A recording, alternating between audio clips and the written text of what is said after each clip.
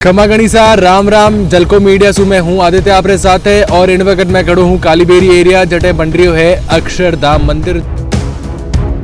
ये मंदिर 81 फुट तक होने वाला है, तो यहीं पर ठाकुर जी विराजमान होंगे। लोग कहते हैं मारवाड़ी कंजूसी है, लेकिन हम कहते हैं मारवाड़ी कंजूसी नहीं है। मारवाड़ी को मालूम है कहाँ पर खर्चा करना है और कहाँ पर खर्चा नहीं करना है। और दूसरा, समाज सेवा के लिए भी ये मंदिर केंद्र बन जाते हैं। पहलो मंदिर है जटे सिर्फ और सिर्फ जोधपुर राव पत्थर इस्तेमाल हो रहा है। ये लगभग 13 मूर्तियां पहले मंजिल पर विराजमान होंगे। मार्च 2025 में इसका उद्घाटन प्रस्तावित है। भगवान स्वामीनारायण ने जो संप्रदाय शुरू किया, पत्थर अपने माथे पर उठा कर नींव में पत्थर भरे हैं। वर्णी यानी भगवान स्वामीनारायण का किशोर स्वरूप, लेकिन इतना नक्काशी वाला काम इसमें होना बड़ा नामुमकिन लगता था लोगों को। Single man's purity can change the whole world.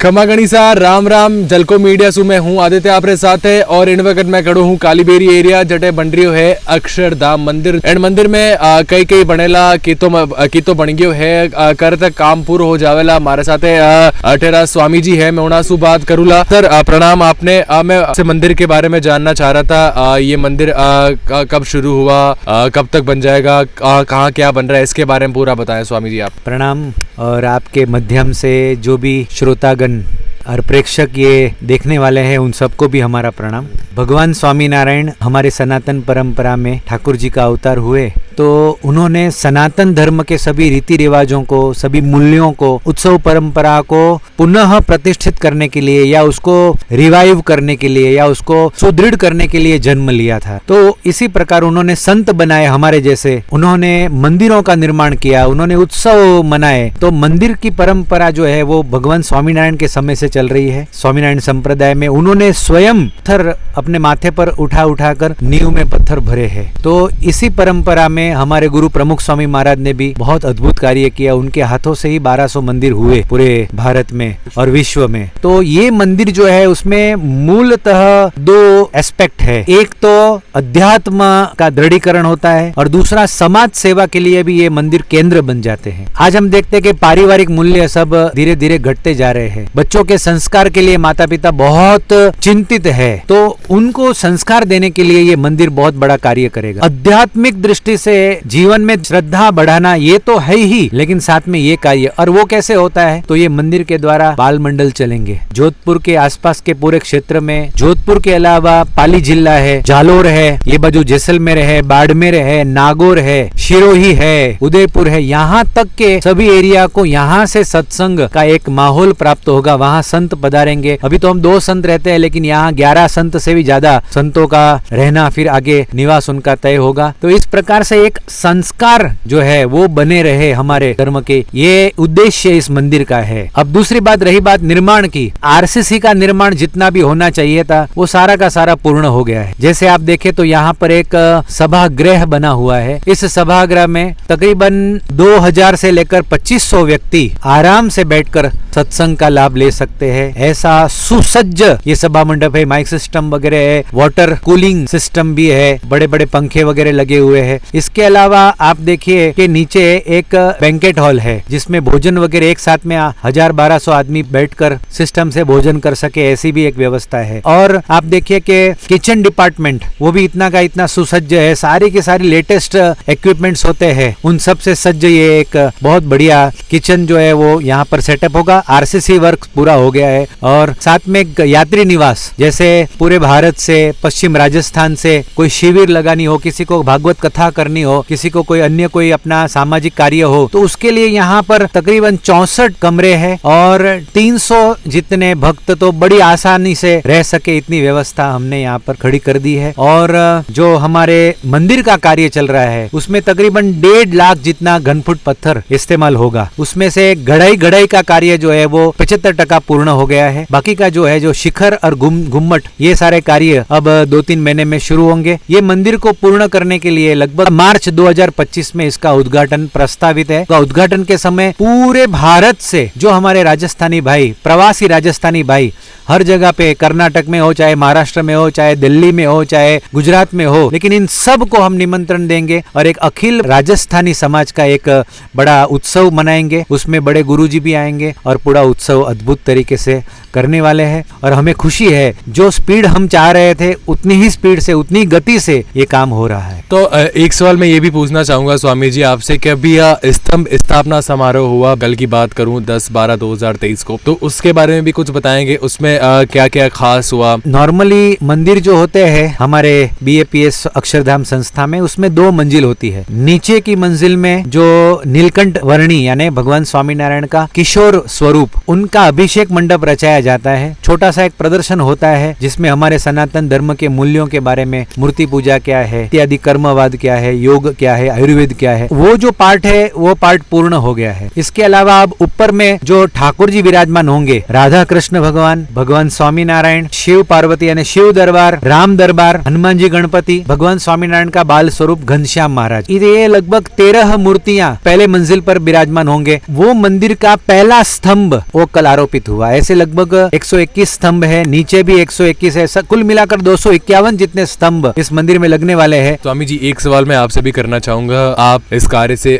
कब से जुड़े हुए हैं, कैसे आपका जुड़ा हुआ इससे, उसके बारे में बताएं आप। भगवान स्वामीनारायण ने जो संप्रदाय शुरू किया, स्वामीनारायण संप्रदाय, और उसी में से हमको संस्कार मिले और सनातन धर्म की जागृति के लिए गुरुजी की आज्ञा से हम इसमें जुड़े हैं। प्रेरणा गुरुजी की कृपा से हमको मिली है। धन्यवाद। तो मैं सीढ़ियां चढ़ ऊपर आयो और जड़ो स्वामी जी यहाँ पाने बतायो कि अठे वो मेन मंदिर है जटे राम दरबार, शिव पार्वती जी री मूर्त, गणेश जी और बालाजी री मूर्त, स्वामी नारायण जी री मूर्त अठे लागेला सारी, और अठे वो जी को काले स्तंभ स्थापना समारोह हुयो वो अठे हुयो। और इनके बारे में और जी की जानकारी है स्वामी जी कही देवे हमने, मैं भी जान ला। स्वामी जी और बताएं इसके बारे में, जो ये पूरा स्तंभ स्थापना समारोह हुआ, कहाँ पे कौन सी मूर्त लगने वाली है, वो डिटेल में अगर आप बताएं।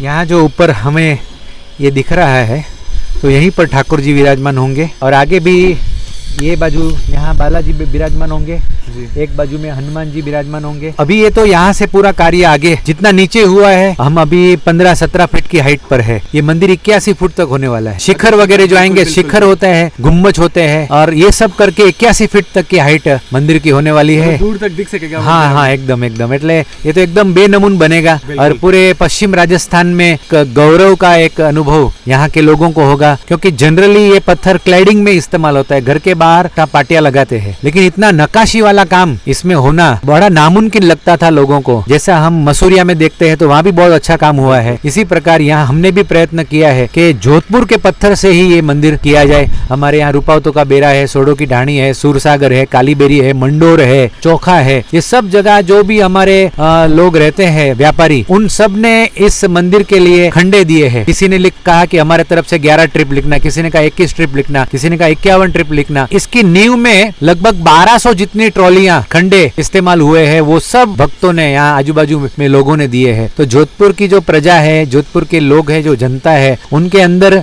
ये जो भक्ति भाव है, समर्पण का भाव है, अपनापन है, जो सांस्कृतिक एक प्रेम है, उसका अनुभव हमको यहाँ बहुत हुआ है। लोग कहते हैं मारवाड़ी कंजूसी है, लेकिन हम कहते हैं मारवाड़ी कंजूसी नहीं है। मारवाड़ी को मालूम है कहाँ पर खर्चा करना है और कहाँ पर मतलब खर्चा नहीं करना है। तो इसलिए हमको तो बहुत आनंद आया है, यहाँ पर जोधपुर के लोगों से बहुत प्रेम है। स्वामी जी जिस हॉल में हम हैं उसके बारे में बताएं। इतना ये भव्य हॉल जो देख रहा हूँ, मेरे पास तो शब्द नहीं है, आप बताएं इस पूरे हॉल के बारे में। ये हॉल जो है वो 160 बाई 100 फीट का है, यानी 16,000 स्क्वायर फीट, और इसमें 2500 व्यक्ति, यदि कुर्सी और नीचे बिठाना दोनों मिलकर 2000 व्यक्ति, और केवल नीचे बिठाए हम तो 2500 व्यक्ति आराम से सत्संग लाभ एक साथ में ले सकते हैं। और इसमें बीच में कोई पिलर नहीं रखा गया है, और फॉल सीलिंग वगैरह करके ये जो पंखे हैं वो भी स्पेशली इस हॉल के लिए डिजाइन किए गए हैं, ताकि सब छोटे छोटे पंखों से हाइट ज्यादा होती है। सीलिंग की हाइट है ना वो 21 फीट है, और ये बाजू ब्लोवर्स बड़े बड़े रखे गए, जो एयर कूलिंग सिस्टम होता है, ऊपर से हवा ब्लोवर्स खींचते हैं और पानी की परत के बीच में से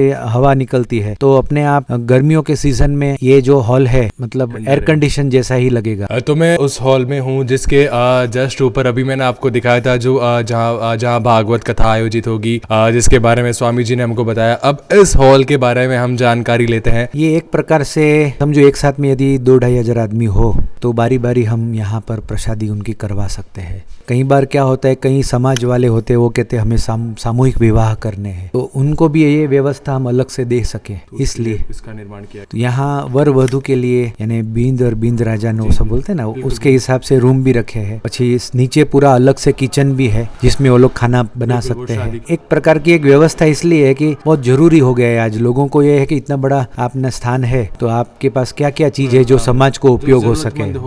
कल भी यहाँ पर लगभग 1500 लोग का भोजन हो गया। स्वामी जी, जैसे मैंने एक आर्टिकल पढ़ा आपके इस मंदिर निर्माण के बारे में पढ़ा, तो मुझे ये भी पता चला कि सामाजिक कार्य भी यहाँ पर होंगे मंदिर बनने के बाद, उसके बारे में बताएं। ऐसा कहते हैं कि single man's purity can change the whole world. एक व्यक्ति यदि चारित्रवान बनता है तो उससे पूरे समाज में जागृति आती है। इसलिए समाज को चारित्रवान बनाने के लिए बचपन से ही उनको चारित्र के पाठ सिखाने पड़ते हैं। तो हमारे अक्षरधाम संस्था में 15,000 बाल केंद्र चल रहे हैं और उतने ही किशोर किशोरियों के लिए, जो टीनेजर्स हम कहते हैं, उनके लिए भी इतने सारे केंद्र चलते हैं जहाँ पर प्रति सप्ताह बच्चे इकट्ठा होते हैं और उनको मातृदेवो भव, पितृदेवो भव, अतिथि देवो भव, आचार्य देवो भव, भगवान राम कौन हो गए, कृष्ण कौन हो गए, माता महादेव कौन हो गए, स्वामीनारायण कौन हो गए, तो ये सब बातें बाल मंडल में 1 घंटा बाल मंडल की सभा होती है हर सप्ताह। तो आजू बाजू के सारे क्षेत्र में हमारा लक्ष्य है कि 100 जितने बाल मंडल हमको खड़े करने हैं। इन बाल मंडलों के द्वारा वो संस्कार की गतिविधियां जो होगी वो इस मंदिर के नेतृत्व में होगी। तो इस प्रकार से दूसरी बात है कि नशा मुक्ति का कार्य बहुत जरूरी है। आज परिवार जो है उसमें एक व्यक्ति नशा करता है तो पूरे परिवार वाले उससे दुखी होते हैं, आर्थिक बहुत बड़ा नाश, पैसों का नाश होता है, संस्कार, हमारे स्वास्थ्य और सब पे उसकी असर होती है। पिछले साल हमने तकरीबन 60 जितने बच्चों को वेकेशन में ये नशा मुक्ति के बारे में ट्रेनिंग दी कि कैसे हम दूसरों को प्रेरित करें, और ये 60 बच्चे 30 दिन तक पूरे जोधपुर के पब्लिक प्लेसेस में, चाहे वो बस का अड्डा हो, चाहे वो रेलवे स्टेशन हो, चाहे वो कोई उद्यान हो, तो वहां जा जाकर इन बच्चों ने अपने अपने 3-3, 4-4 के ग्रुप में लोगों से संपर्क किया और उनको, उनके पास किताब वगैरह थी तो कि भाई देखो भाई साहब, ये देखो ये नशा करने से इतने इतने नुकसान होते हैं, आप नशा छोड़ दीजिए। मतलब समाज उपयोगी कार्य इस मंदिर के द्वारा होंगे। स्कूल का भी आरंभ किया जाए कि जो जिस स्कूल में विद्या के साथ साथ में संस्कार भी सिखाए जाए, तो उसके लिए भी हम विचाराधीन है ये सब बातें। तो बहुत भव्य प्रदर्शन जैसा हम अक्षरधाम में देखते हैं दिल्ली में, और तो ऐसा प्रदर्शन होगा। अपने जो बोलते हैं लाइट एंड साउंड शो है, तो ये सब धीरे धीरे एक बार मंदिर चालू हो जाए फिर सेकेंड फेज में ये सब भी हम आगे सोच रहे हैं। जनरली क्या होता है कि हम बड़ी बड़ी कथाएं करते हैं, भागवत कथा करते हैं 7 दिन की, 3-3, 4-4 घंटे, बड़ा अद्भुत ज्ञान दिया जाता है, लेकिन फिर कई महीनों तक वापस कथा सुनने का सौभाग्य नहीं मिलता है। तो वो जो सुना है वो फिर कोई मूर्तिमान स्वरूप नहीं ले पाता है हमारे जीवन में, व्यक्तिगत जीवन में। इसीलिए हमारे गुरु योगी जी महाराज थे प्रमुख स्वामी से पहले, उन्होंने रवि सभा का कंसेप्ट दिया कि भाई हर रविवार को आप इकट्ठा हो, थोड़ा थोड़ा थोड़ा हर सप्ताह आपको कुछ न कुछ ज्ञान मिलता जाएगा, थोड़ी बातें सुनते जाएंगे, तो वो हमारे जीवन में ज्यादा असर करेगा लॉन्ग टर्म में। कुआं होता है, कुएं पे वो रस्सी होती है, अब रस्सी तो नायलॉन की है